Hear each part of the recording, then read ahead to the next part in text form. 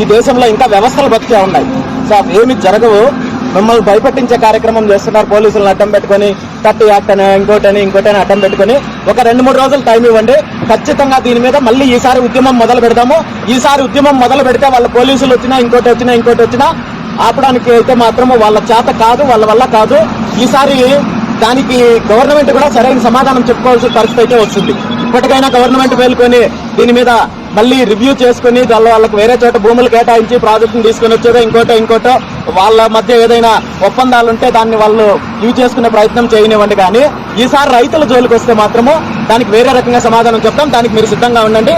And మిమ్మల్ని ఎవరు ఏమీ చేయలేరు. కేసులు పెడతామనో ఇంకోటనో అరెస్ట్ చేస్తామనో ఇవన్నీ కూడా బెదిరించే కార్యక్రమం.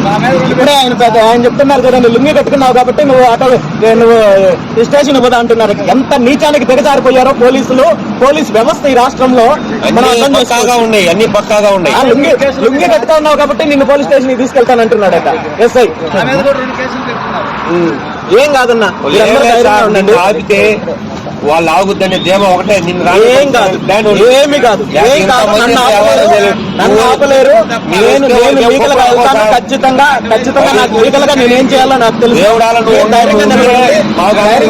2-3 రోజుల్లో దీనికి ఫైనల్ సొల్యూషన్ తీసుకుందాము. డెఫినెట్ గా ఫైట్ చేద్దాం. Thank you.